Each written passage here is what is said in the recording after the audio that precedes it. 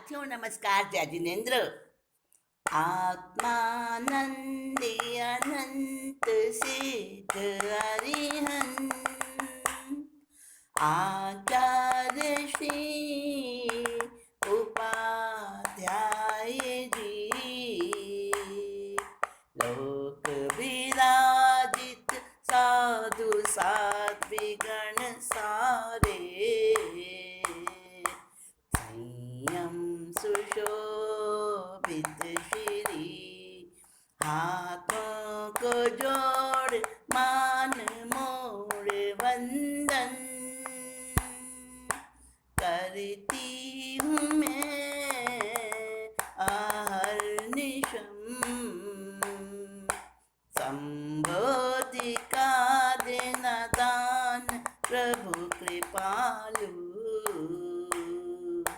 पापों का कर सकूं मनन, पापों का कर सकूं शमन। पंच परमेष्टि भगवंतों को, गुरु भगवंतों को अंतर्मन की आस्था से भाव वंदन। आप सभी के अंतर हृदय में विराजित शुद्ध परमात्मा तत्व को मेरा अभिनंदन। हाँ, धन सेठ ने इच्छा संतोष व्रत धारण कर लिया है और अब उसका जीवन एकदम बदल चुका है। जो था उससे एकदम विपरीत बन गया, चेंज हो गया, पूरा का पूरा कायाकल्प हो गया। बुद्धि की शुद्धि से चिंतन आत्मा की ओर चला, विश्वास हुआ धन वृद्धि में है कारण दान उदारता। अब सोचे, धन सेठ का चिंतन चला कि धन कैसे बढ़ता है। अगर हम उदारता रखते हैं तो धन बढ़ता है, कंजूसी करने से धन नहीं बढ़ता। और उदारता धर्म में, शुद्ध भावों में। तो चाह करोड़पति बनने की गुमी है चित्त पावनता में, अब आगे हरदम रहता था परोपकार और सेवा में। सोना अग्नि में तपे तभी बन कुंदन चमके विशेष, दृढ़ साधक कभी परीक्षा में विचलित होता नहीं है लेश। अब देखो, अब तो धन सेठ चिंतन करता है, मनन करता है, शुद्ध आचरण करता है, दान करता है, परोपकार सेवा सब में लगा रहता है। व्रत ले लिए हैं, सारे इच्छा संतोष के व्रत ले लिए हैं, हर चीज की मर्यादा कर ली है। अपने नाम से इससे ज्यादा नहीं रखूंगा, इतने कपड़े बस, इससे ज्यादा पोशाक नहीं रखूंगा, इतना खाना, हाँ बस, इतना पानी, इतने चप्पल जूते पलंग वस्त्र, सब कुछ जितनी भी वस्तुएं उसके उपभोग परिभोग की थी। उपभोग परिभोग समझते हो? उपभोग होता है जो एक बार यूज किया जाए, जैसे खाना पानी, खाने पीने की जितनी वस्तुएं वो उपभोग होती हैं, जो एक बार खा लिया वही वही दोबारा नहीं खा सकते। और परिभोग होती हैं बाकी की सब चीज़ें जो हम यूज में लेते हैं, कपड़े हैं, जूते हैं, बिस्तर है, फर्नीचर है, बर्तन है, जो भी हमारे काम में आने वाली चीज़ें होती हैं जीवन के लिए, वो परिभोग कहलाती हैं।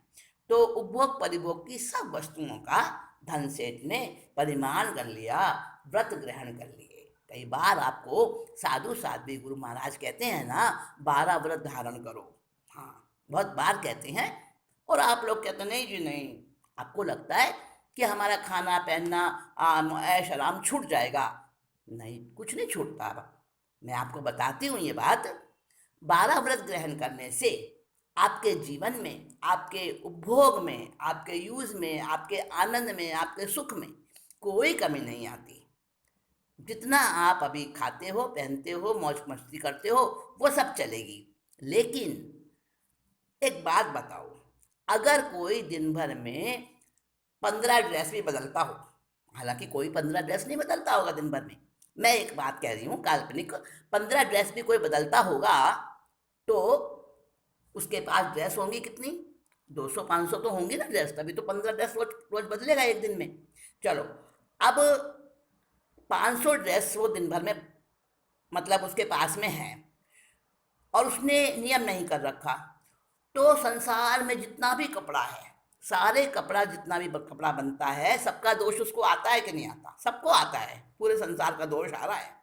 अगर उसने मर्यादा कर ली है तो 500 जोड़ी कपड़े की मर्यादा हो गई उसकी। 500 जो उसके कपड़े की पोशाक है, ड्रेस ड्रेस है 500, उसका दोष उसको लगेगा, उसकी क्रिया लगेगी।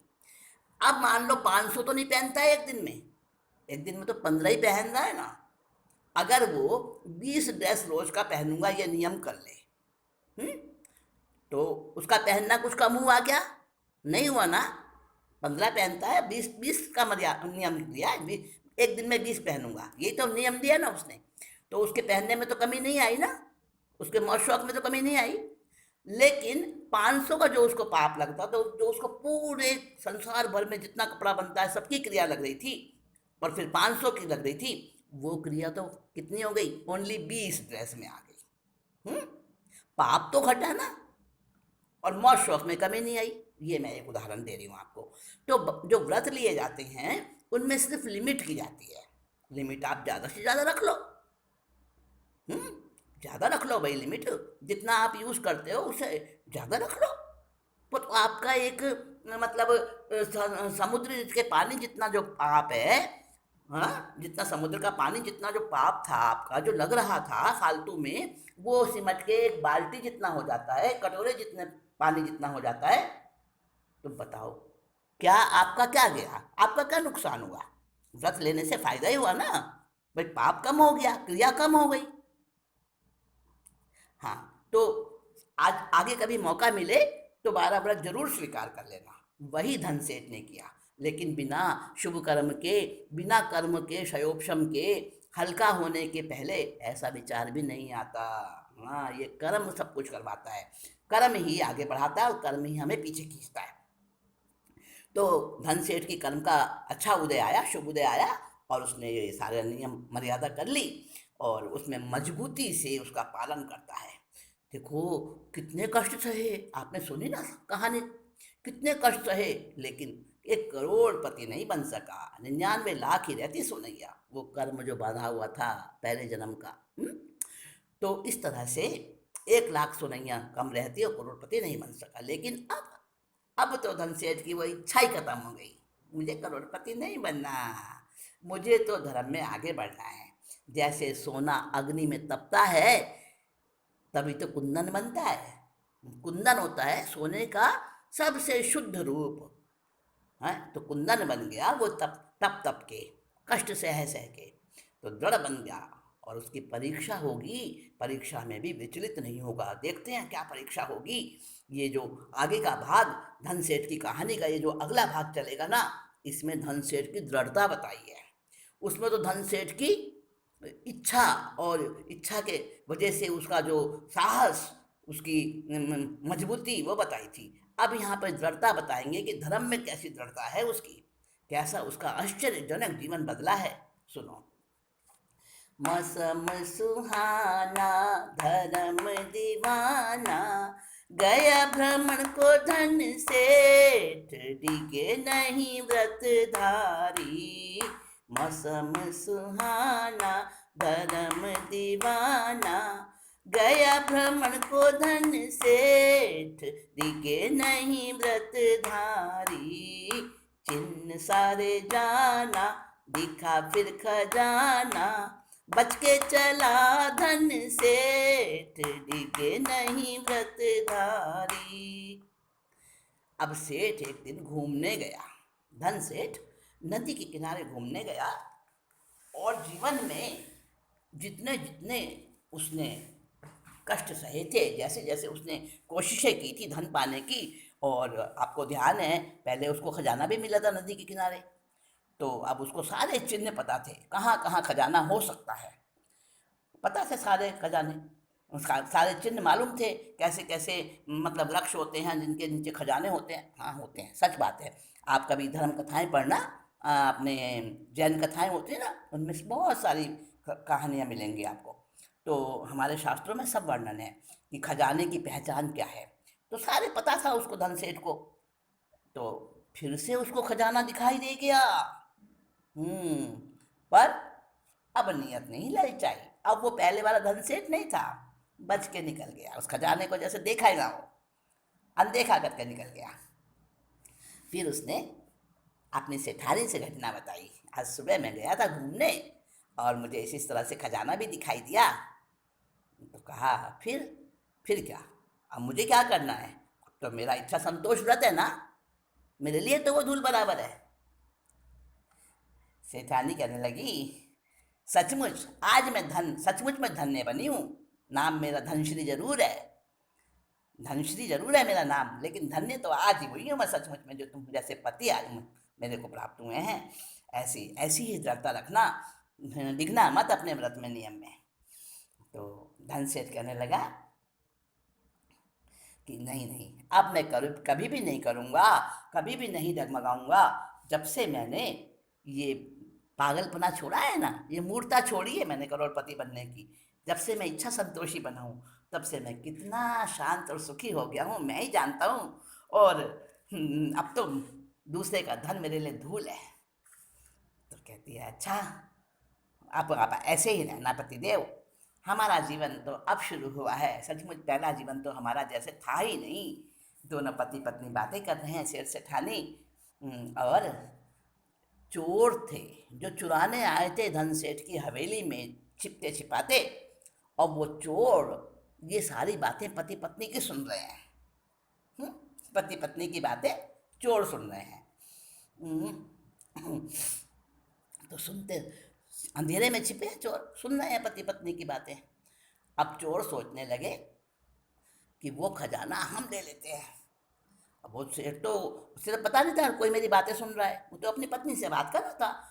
तो उसने बता दिया, नदी के किनारे अमुक अमुक जगह वो, वहाँ पेड़ है, ये है वो है, सारी सारी सिचुएशन बता दी।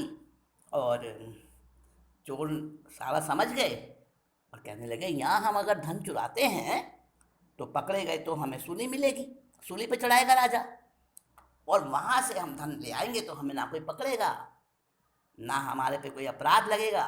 चलो चलो नदी के तट पर चलो। भर भर थैले घर में लाए, बने वो बिच्छू कोयले, बड़ा मकार है सेठ, चलो उसे चालाकी की सजा दे, मर जाए सहित परिवार, डिगे नहीं व्रतधारी। ईर्षा जलन दुर्भावना लेकर छिपते छिपाते आए, चढ़ के हवेली की छत पर सारे थैले दिए पलटाए, भागे फिर खुश होकर, डिगे नहीं व्रतधारी। चोरों ने सुनी बात और चल दिए, वहां तो चोरी करना छोड़ दिया उन्होंने सेठ के घर में तो, और चल दिए नदी के किनारे। आखिर खोज के उनको वो सिचुएशन भी मिल गई और सारा खजाना भी मिल गया। चमक चमक चमक दम दम कर रहा था हीरे मोती। थैले भर लिए और थैले भर भर के अपने घर में लाए। घर में लाए तो क्या देखा, अरे वो तो कोयले बन गए, बिच्छू बन गए, कीड़े मकोड़े बन गए। सोचने लगे, वहां तो हमें चमकते हुए दिख रहे थे, यहाँ आके बिच्छू कोयले कैसे बन गए? नहीं भाई नहीं, ये तो कीड़े मकोड़े ही थे। वहां पे तो हमारे को लालची थे ना हम, तो हमें वही वही दिख रहा था जो हमारे मन में था। सचमुच में ये बिच्छू बिच्छू और कोयले ही हैं, कीड़े मकोड़े ही हैं। उस सेठ ने तो हमारे को पागल बनाया है, समझ गया होगा कि हम चोरी करने आए और हम सुन रहे थे, तो उसने अपने सेठानी से जानबूझ के ये बातें कही हैं हमारे को मरवाने के लिए। चलो चलो, बड़ा बड़ा चालाक बनता है, बड़ा होशियार बनता है धन सेठ, चलो उसी घर में डाल दें, मर जाएगा सारा परिवार। ऐसा सोचकर और वो चोर फिर से आते हैं, छत पे चढ़ जाते हैं हवेली की, और वो एक मतलब थोड़ा सा छेद बना के छत में, और वो थैले नीचे पलट देते हैं और भाग लेते हैं कि अब तो सारा परिवार, ये कीड़े मकोड़े सांप बिच्छू सब खा जाएंगे इनको और मर जाएंगे सब, हमें हमें मारने चला था। और ऐसा सोचकर चोर तो भाग लिए। अब जो उन्होंने थैले पलटाए थे नीचे, वो जब नीचे गिर रहे हैं, छत में से जब फर्श पे गिरे गए, तो खनन खनन के स्वर को सुनकर छत पर गए तो पाया, कोई अनोखी बात ये किसने धन का अंबार लगाया, अब इसका किया क्या जाए, डिगे नहीं व्रतधारी, जिस धन हेतु अकार्य करे सब, सेठ उदास उसे पाकर, फेंकू तो व्यसनी अधर्मी उठाए, पाप करेगा वो जाकर, धर्म स्थानक दिए बनवाए, दिखे नहीं व्रतधारी। अब वो खनन खनन की आवाज हुई तो सारे पहुंचे, परिवार, भाई क्या हो रहा है ये छत के ऊपर। गए, देखा कुछ वो जो छेद बनाया था उसमें से कुछ तो नीचे गिर रहे हैं, हीरे मोती मोहरे अशर्फियाँ, कुछ छत पे बिखरे पड़े हैं। अरे भाई ये किसने अंबार लगा दिया धन का, कहाँ से आया इतना धन। तो बच्चे कहने लगे अरे वाह मजे आ गए। सेठ कहता है नहीं, मैं तो इच्छा संतोष व्रत धारण कर चुका हूँ, मेरे लिए ये धन मिट्टी के समान है, कौड़ी के समान है, मेरे लिए तो ये कटार है, कटार। तो फिर क्या किया जाए अभी धन का। सेठानी बोली फेंक दो बाहर। सेठ कहने लगा फेंक तो दूंगा, मेरे मन में इस धन की कोई इच्छा नहीं है रखने की, कोई मोह नहीं है इसका मुझे, मैं फेंक दूंगा। लेकिन धन पाने के लिए लोग पाप करते हैं, और धन मिल जाए तो भी पाप करते हैं। अगर कोई अधर्मी व्यसन में डूबा हुआ व्यक्ति, उसे ये धन मिल जाएगा, मैं फेंकूंगा, कोई ऐसा वैसा उठा लेगा इसको, तो फिर वह पाप करेगा जाके। मैं पाप का हेतु नहीं बनना चाहता, मैं उसका निमित्त नहीं बनना चाहता। फिर क्या करें इस धन का, हम रख सकते नहीं, बाहर फेंक सकते नहीं, क्या करें। सेठ ने कहा धर्म कार्य में लगाऊंगा। और धन सेठ ने उस धन को धर्म कार्य में लगाया, बहुत स्थानक बनवाए, धर्मशालाएं बनवाई, प्याऊएं लगवाई, बगीचे लगवाए, तालाब बनवाए, सब धर्म कार्यों में लगा दिया। अब सारे कंचनपुर नगरी में उसकी जय जयकार होती है सेठ की। धन सेठ बड़ा धर्मी है, बड़ा दानी है, बड़ा परोपकारी है, और कंचनपुर के राजा भी धन सेठ को बड़ा सम्मान देते हैं।